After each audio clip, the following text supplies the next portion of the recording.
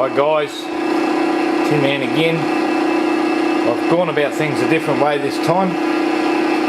I've hooked up my back EMF assist generator again. And I'm only using this top coil here, the smaller one. As you can see, the other two aren't connected. It's not connected, so just this top coil is the only one we're using. Now I've got the power from that going into our voltage doubler, which is driving this pulse motor here. So I went and bought myself an expensive clamp meter, and that's made the world of difference. I can actually get a amp reading from the AC going into the voltage doubler now. So anyhow, I've got my run on my charge battery for this one here.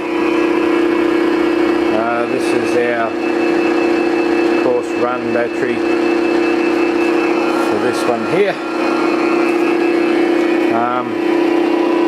At the moment I'm drawing 193 milliamps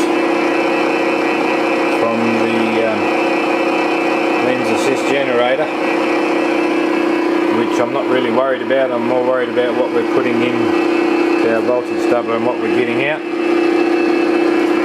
So from this little coil here, you can imagine it wouldn't put out very much power. It's a long way away from the magnets, so by the time the flux gets up there, it's probably not really strong at all, but it is putting out a bit more than I thought it might. It's currently putting into our voltage doubler 7.74 AC volts, of course, at about 30 milliamps.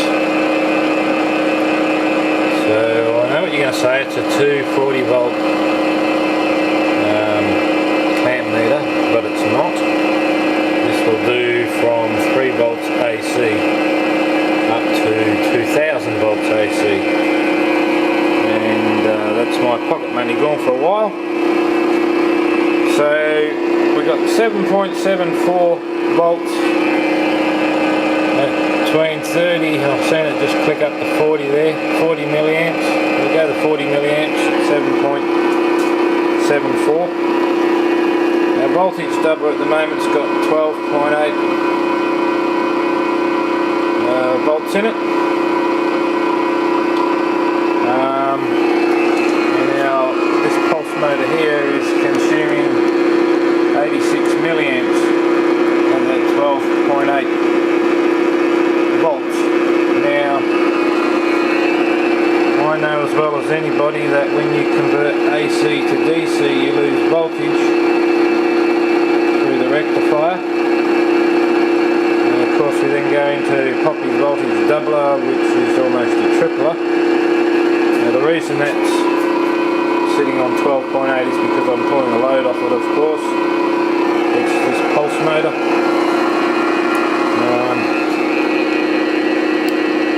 At the moment she's doing 1420 RPMs, so not too bad. So what I've done to check this current draw at our 12.8 volts, now I got it at that because the battery I was using was around 12.75 volts, so I kept the voltage as close as I could. So what I did was disconnected the caps, hooked the battery up with the same voltage or that close to it, to this pulse motor, left the pot set as it was, started it up, it went up to its 1400, it was about 1408 RPM, so a few RPM higher, and the amp reading was very much the same. So there's nothing telling lies here coming from the caps. So that's all I wanted to do with this video, was get rid of the power point, get rid of the transformer, go to a generator coil, our AC, into our voltage doubler, and make my calculations from there, and then check them by disconnecting the caps, putting on a battery at the same voltage, and I got the same results, very close to it, minus or adding a few RPM with the battery, and I'm only talking 3 or 4, and the amp draw was exactly that. So even as it stands at the moment, don't have to worry, we've done our calculations with watts, we came out in front, we're now doing our calculations with volts times amps. Like I said, between 30 and 40, there you go, just switching on to 40, so about 39 to 40 milliamps. Coming from there at our 7.73 volts AC, and 12.79, and that is the meter that goes to it. I'll disconnect that, and now we're talking millivolts. Hook it back up, and there you go. So we've got our 12.8 in those caps from our generator coil, and we're drawing 86 milliamps from the said motor. So I've tested it another way and we're still in front. Me and a lot of other guys still don't have any answers as to why this voltage doubler is actually tripling. Like I said, I'll disconnect the pulse motor now. You can see the amps have dropped. It's winding down. You'll see the voltage going up and up and up. Now it's going slow because remember they're very large caps, so it's taken a while.